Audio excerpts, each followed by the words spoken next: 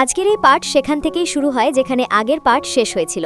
তিয়ানহুয়ার Shane family এবং শেনজিয়েনকে নিজের পথ থেকে সরানোর জন্য তাইবু কান্ট্রি থেকে নিজের ফ্যামিলির 3 গার্ডিয়ানসকে আনিয়েছিল। এরপর সিন শিফট হয়ে অন্যদিকে এখানে শেনজিয়েনের ওপর আসে, যে বসে নিজের কাল্টিভেশন প্র্যাকটিস করছে, এবং আমরা সেখানেই থাকা মিস বাই ইউভিকেও দেখি, যে সম্ভবত কোনো বিষয় নিয়ে চিন্তিত ছিল। সে শেনজিয়েনের প্রতি সামান্যতম ইন্টারেস্ট নিচ্ছিল না। কিন্তু কিছুক্ষণ পর আমরা সেখানে দেখি যে মিস ইউমিও চলে এসেছিল, যে ধীরে ধীরে শেনজিয়েনের দিকে এগিয়ে বলছিল যে দেখে ভালো লাগলো, তোমার 4 সিম্বল ডিভাইন স্কিল আগের থেকে অনেক ইমপ্রুভ হয়ে গেছে, এমনকি তোমার মাসেলসও আগের থেকে স্ট্রং হয়েছে। মিস ইউমির এই মিষ্টি আওয়াজ শুনে শেনজিয়েন তাড়াতাড়ি নিজের চোখ খুলে ফেলেছিল, এবং সে এক্সাইটমেন্টে দাঁড়িয়ে এটাই বলছিল যে ইউমি, অবশেষে তোমার স্পিরিচুয়াল পাওয়ার রিকভার হয়ে গেছে। এখানে শেনজিয়েন দাঁড়াতেই যাচ্ছিল, কিন্তু ইউমি তার কাঁধে হাত রেখে তাকে আবারও নিচে বসিয়ে দেয়, যেখানে সে তাকে থামিয়ে খুব আদুরে গলায় বলে যে থেমে যাও, তোমার এত তাড়াহুড়ো কিসের। আর এই বলতে বলতে মিস ইউমি ধীরে ধীরে শেনজিয়েনের শর্ট খুলতে শুরু করে, যা দেখে শেনজিয়েন তো খুব এম্বারেসড হচ্ছিল। সে বুঝতে পারছিল না যে মিস ইউমি আসলে করছেটা কি। কিন্তু অন্যদিকে মিস ইউমি শেনজিয়েনের শর্ট খোলার পর তার বডিতে এক্সট্রিম ইয়েন ওয়েইন্সকে দেখতে থাকে, যার মার্কস এবং প্যাটার্ন আগেই শেনজিয়েনের বডিতে ভালোভাবে দেখা দিতে শুরু করেছে। বেচারা শেনজিয়েন কখনো মিস ইউমির দিকে তাকাচ্ছিল, আবার কখনো বাই ইউভির দিকে। সে বোঝার চেষ্টা করছিল যে মিস ইউমি তার কাছে কি চায়।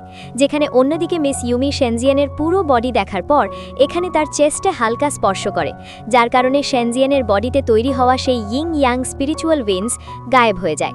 সাথে সাথে মিস ইউমি শেনজিয়েনকে বলে যে চলো নিজের কাল্টিভেশন প্র্যাকটিস করো, যা শুনে শেনজিয়েন ঠিক তেমনই করতে থাকে, এবং মিস ইউমি তার কাল্টিভেশন চলাকালীন বিভিন্ন ভাইটাল পয়েন্টসে হিট করে তার এনার্জি ফ্লো আরও বাড়িয়ে দিচ্ছিল, যাতে শেনজিয়েন নিজের কাল্টিভেশন দ্রুত গতিতে করতে পারে। সেই ভাইটাল পয়েন্টস ওপেন হওয়ার পর হঠাৎ আমরা দেখি যে শেনজিয়েনের এনার্জি ইনক্রিজ হয়ে গিয়েছিল।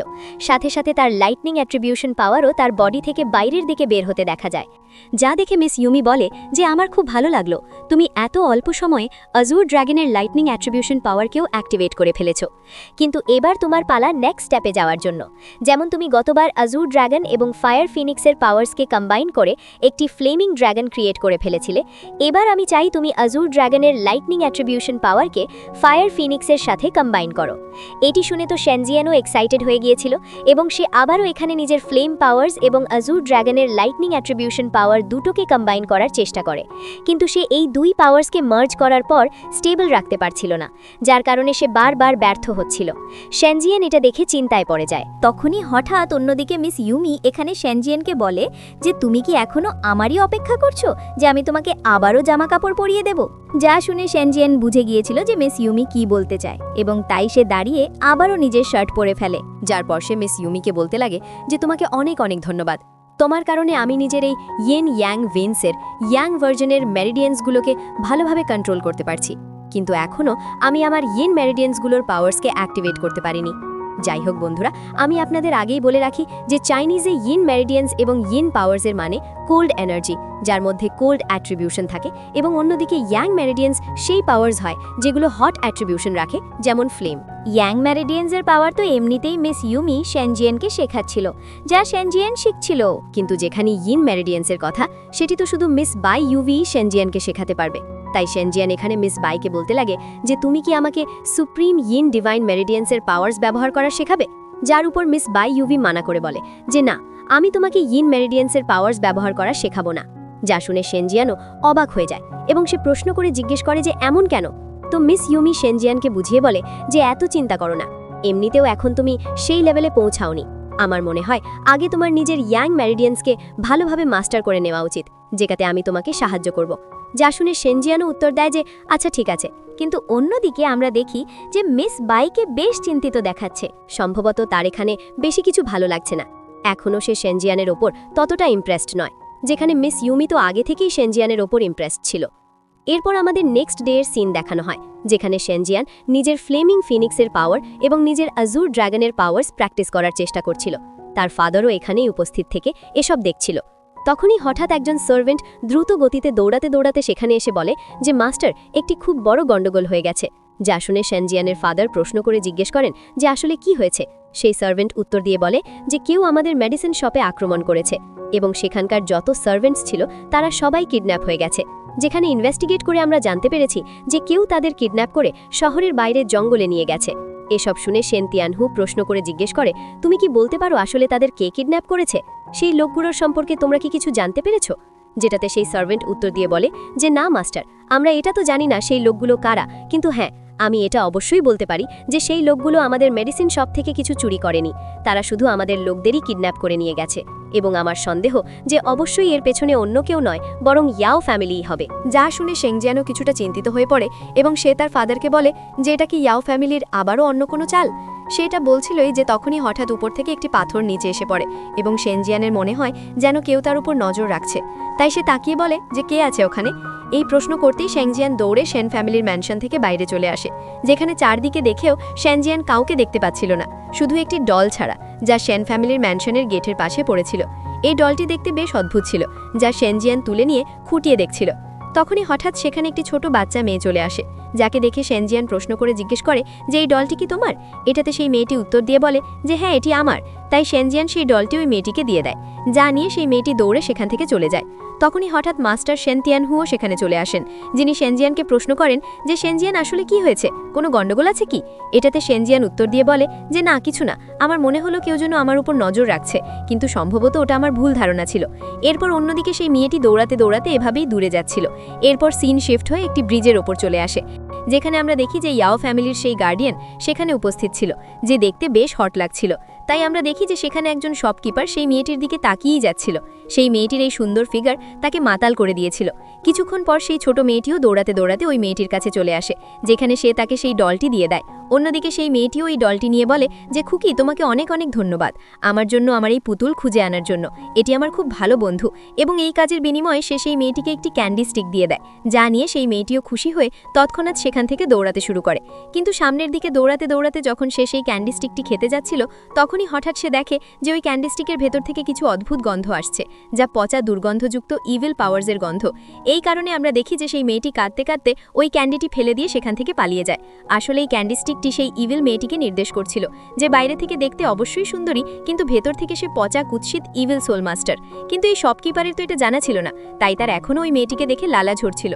অন্যদিকে সেই মেয়েটি যখন এটি জানতে পারে, সে নিজের হাতের ইশারায় এখানে কিছু স্ট্রিংস ক্রিয়েট করে সেই স্টলের উপর হামলা করে দেয়, যা করে মেয়েটি এখান থেকে চলে যায়।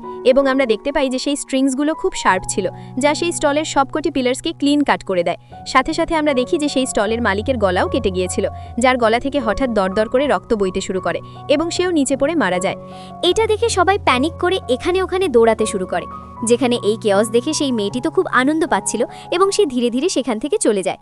এরপর সিন শিফট হয়ে অন্যদিকে শহরের বাইরে ফরেস্টে চলে আসে, যেখানে আমরা দেখি যে মাস্টার শেন তিয়ানহু নিজের শেন ফ্যামিলির সোলজার্সদের সাথে এখানে নিজের সাথীদের খোঁজার চেষ্টা করছেন।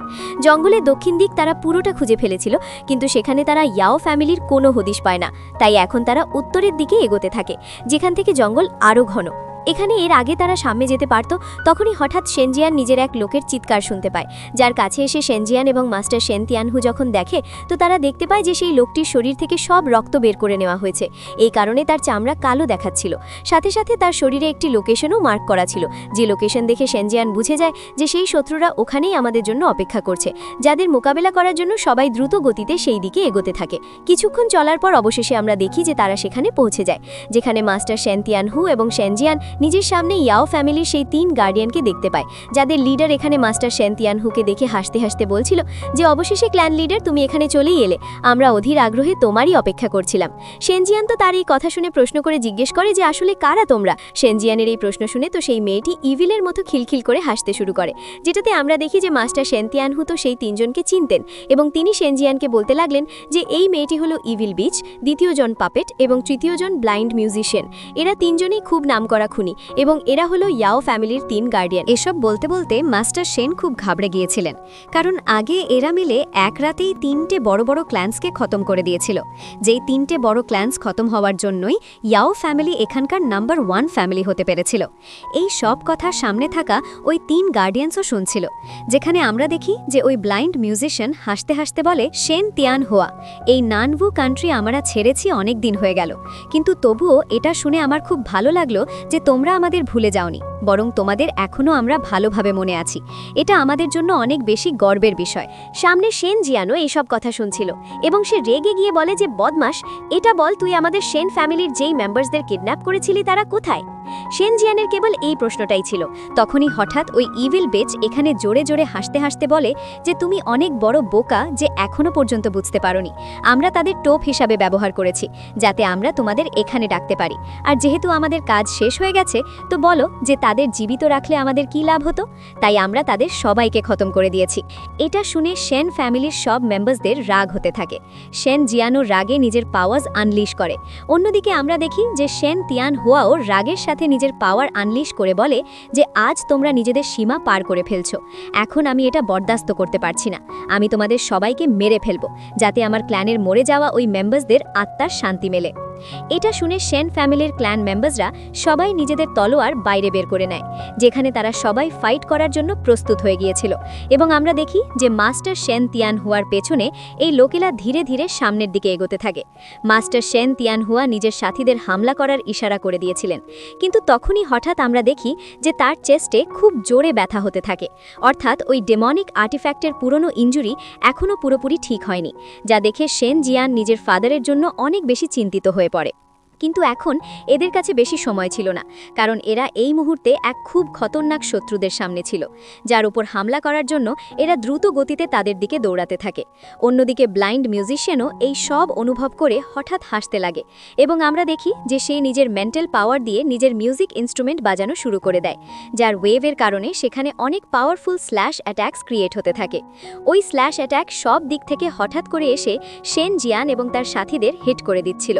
শেন জিয়ান এবং তার সাথীরা নিজেদের সামলানোর সুযোগ পাচ্ছিল না, এবং তারা সবাই এই স্ল্যাশ অ্যাটাক দিয়ে হিট হয়ে পেছনের দিকে ছিটকে পড়ছিল, যা দেখে মাস্টার শেনেরও অনেক বেশি রাগ হয়।